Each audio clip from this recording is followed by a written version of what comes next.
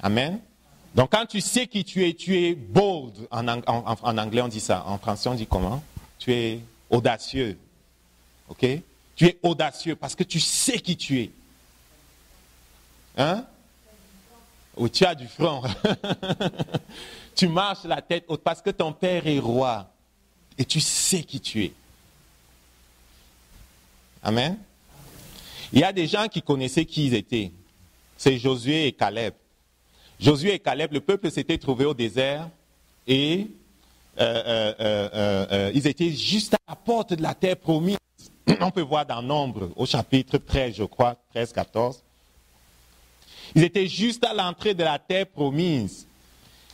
Ils avaient la parole de Dieu. Dieu avait dit que je vous ai donné le pays, allez rentrer. Mais ils ont dit à Moïse, envoyons quelques espions parce que on va avoir une stratégie plus raffinée si on envoie des espions d'abord. Moïse a dit, ok, envoyons des espions. Ils ont choisi 12 espions qu'ils ont envoyés. Les espions ont parcouru le pays pendant 40 jours. Ils ont ramené des gros fruits comme ça. Des gros fruits qu'il fallait même porter avec des bâtons tellement c'était gros. Et ils sont venus faire le rapport au peuple en disant que oui, le pays, vraiment, ça coule du miel et du lait, comme le Seigneur a dit. Il y a des gros fruits, c'est un très beau pays. Mais il y a 10 là qui ont dit que, mais quand même, on a vu les Anak qui habitent dans ce pays-là. Ils sont grands comme ça, là. Et quand on les a vus, on était à nos yeux comme des sauterelles, tellement ils sont grands. Ça, c'est verset 33 de Nombre 13. Nous avons vu les géants, enfants d'Anak, de la race des géants. Et nous étions à nos yeux et au leur comme des sauterelles. Voilà ce que les 10 autres disent. Que oui, le pays où Dieu veut nous amener, c'est un très beau pays. Il y a des très beaux fruits. Il y a du miel, c'est vraiment excellent. Mais seulement on a vu dans ce pays-là des géants et on n'est pas sûr que l'Éternel est capable de nous amener là-bas. En fait, on croit même que son plan, c'est de nous tuer, c'est de nous envoyer pour tuer là-bas. Et ils disent, votons un chef qui va nous ramener en Égypte, parce que ça coule du miel et du lait en Égypte. Voilà ce qu'ils ont dit. Alors que Josué et Caleb disaient que non, le pays est comme l'Éternel l'a dit, c'est vraiment beau. Oui, il y a des géants là-bas, mais l'Éternel va les battre. Et avec l'Éternel, on va battre ces géants-là. Mais ceux-là, ils voulaient même les lapider. Ils voulaient les lapider. Caleb et Josué connaissaient leur Dieu. Et quand tu connais ton Dieu, le naturel ne t'influence pas. Quand tu connais ton Dieu et tu connais qui tu es, à savoir une seule plante avec ton Dieu, quand tu connais que la vie qui est en Jésus-Christ coule en toi, quand tu connais qu'en réalité, il est en toi, il vit en toi, comme Galates 2, 20 le dit. Paul, quand il parle de Galates 2, 20, il n'est pas à la fin de sa vie. Hein. C'est la réalité pour tout chrétien. J'ai été crucifié avec Christ. J'ai été crucifié avec Christ. Ça veut dire, le vieil homme est mort. L'homme qui doutait est mort. L'homme qui pensait comme les 10 espions là n'existe plus. Il a été crucifié à la croix. J'ai été crucifié dans le naturel avec Christ. Si je vis aujourd'hui, ce n'est plus moi qui vis, c'est Christ qui vit en moi parce que je suis une seule chair avec lui, parce que je suis un seul esprit avec lui, parce que tel qu'il est, je suis dans ce monde. Son esprit en moi, ce n'est plus moi qui vis. Quand tu marches et que tu rencontres des choses et que Satan te dit que ça va mal aller, tu ris quoi? Tu ris. Rien qui ne se passe sur la terre, qui ne s'est déjà passé dans le ciel. Je vous ai dit que Dieu a créé Adam et que Adam n'avait pas besoin de foi. Adam n'avait pas besoin de foi, pourquoi? Parce que dans la gloire de Dieu, tu n'as pas besoin de foi, c'est là quoi. Il s'appelle « Je suis ». Pourquoi? Parce que dans la gloire de Dieu, c'est là. Il n'y a pas de futur, il n'y a pas de passé. C'est là. Et Adam était dans un domaine où c'était là. Il n'avait pas besoin de foi. Et ce que Dieu a fait en nous recréant en Jésus-Christ, c'est nous ramener dans la dimension justement où c'est là. Et quand tu arrives justement à te focaliser à être uni à Jésus-Christ dans toute ta conduite et que le doute ne te freine plus. Quand tu marches, tu sais que tu n'es pas un être humain comme les autres qui de temps en temps ont une expérience humaine, mais tu sais que tu es un être spirituel uni à Dieu et qui n'est pas soumis aux éléments de la nature. Tu es quelqu'un qui ne se laisse pas influencer par ce que dit ton banquier. Tu ne te laisses pas influencer lorsque ça va mal dans ton entreprise et qu'on fait la liste de ceux qu'on va mettre dehors. Tu ne te laisses pas influencer par ça. Parce que ça n'existe pas au ciel, quoi. Ça n'existe pas au ciel, cette affaire-là. Et si ça n'existe pas au ciel, ce dont tu as besoin à tout moment, tu peux le déclarer, quoi. Tu peux l'avoir, tu peux le saisir et l'amener ici. Parce que tu es quelqu'un qui est uni à ton Dieu et qui pour un temps a une expérience terrestre. Josué et Caleb ne se sont pas laissés influencer par les géants qui étaient dans ce pays parce qu'ils connaissaient leur Dieu. Ça s'accorde avec ce que Dieu nous dit dans le livre de Daniel en parlant des temps de la fin. Daniel au chapitre 11 en parlant des temps de la fin, on dit que ça va être difficile. Ça va être difficile les temps de la fin, mais Dieu prophétise que le peuple qui connaîtra son Dieu sera fort et il fera des exploits. Pourquoi? Parce que lorsque tu connais ton Dieu, tu ne te laisses pas influencer par ce que tu vois. Satan vient par toi par un chemin, tu sais qu'il va repartir par 7 chemins. Ce n'est qu'une question de temps. Et ce temps, c'est toi qui le détermines parce que Dieu t'a déjà tout donné. C'est toi qui le détermines. Si tu dis ça va être dans une semaine et que tu ne niaises pas et que tu es vraiment dans la gloire quand tu déclares ça, ça va être dans une semaine.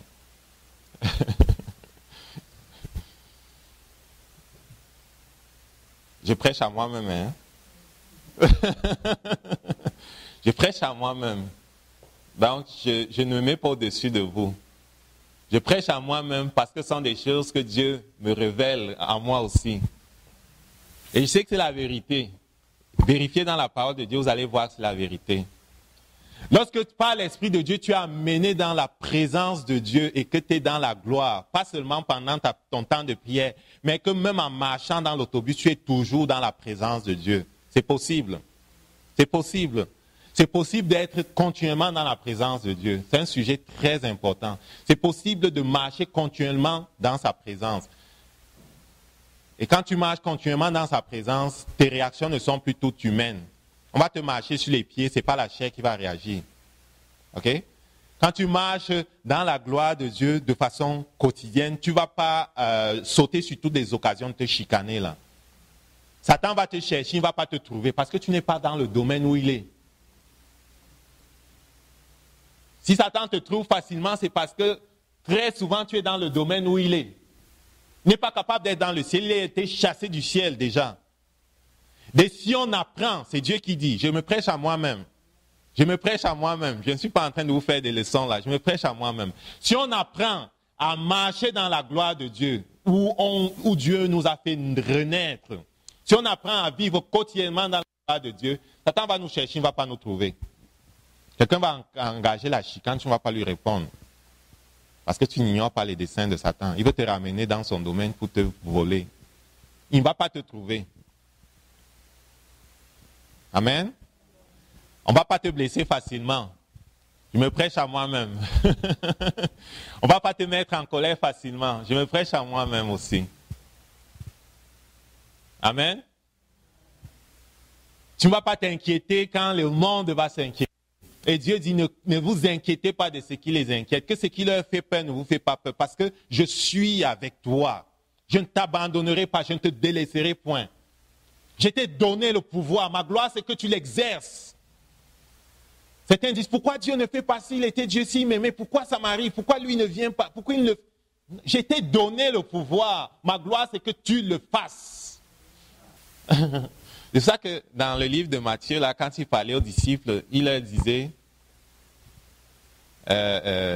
Pierre avait réussi par l'Esprit de Dieu à dire que tu es le Christ, le Fils de Dieu vivant. Il dit que Pierre, fils de Jonas, Ce n'est pas la chair et le sang qui t'ont révélé ces choses-là. C'était l'identité de Jésus. C'est encore là la clé. C'est là la clé. Connaître qui est Jésus, connaître qui est Dieu, c'est là ce qui détermine qui on est, quoi. Il a dit, tu es le Christ, le Fils du Dieu vivant. Il dit que c'est pas la chair qui t'a révélé ces choses-là. C'est mon Père qui est dans le ciel. Il dit, tu es Pierre, sur ce roc, je bâtirai mon église. Les portes du séjour de monde ne prévaudront pas contre elle. Amen.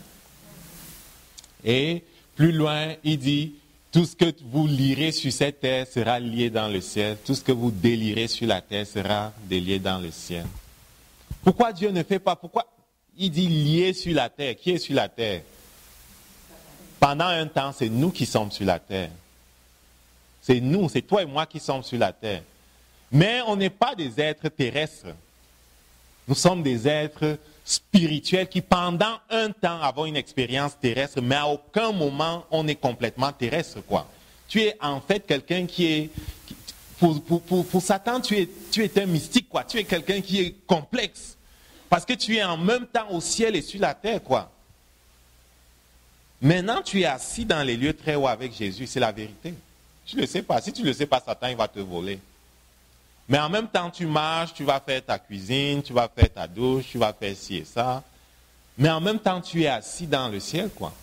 Et si tu sais ça, il y a des moments où tu vas entrer dans une salle, les démons vont commencer à crier. Parce qu'ils disent, le voilà, le voilà, le voilà. Ah oui, oui, quand Jésus est entré quelque part, il commençait à crier. Parce que Jésus savait qui il était. Tout jeune, il savait qui il était. Pourquoi me cherchez-vous? Ne savez-vous pas que je dois faire les œuvres de mon Père? Il savait qui il était. 12 ans. Pourtant, il s'est dépouillé. On va dire que c'était le Fils de Dieu. Non, non, non, non. C'était un enfant comme les autres, mais qui s'était laissé saisir par Dieu, qui prenait au sérieux sa relation avec Dieu. Il a suivi l'éducation comme les autres. Il a appris la Torah comme les autres. Il disait l'autre jour que les Juifs, là, ils récitent la Torah à 13 ans. Tout le monde, il récite la Torah là, à 13 ans. Et après, il s'est formé, on n'en parle pas, mais il s'est formé pour devenir rabbin. Jésus était rabbin. Et il a reçu le Saint-Esprit comme toi et moi. Il a tout fait avec le Saint-Esprit comme toi et moi. Je crois que le seul endroit où il a pris sa capacité d'agneau de Dieu, c'est quand il était à la croix. Parce que ça prenait quelqu'un de spécial à la croix pour porter les péchés du monde entier. Ça prenait quelqu'un de spécial. C'est là où il a pris ses capacités d'agneau de Dieu pour prendre tous nos péchés. Sinon, tout le reste, c'était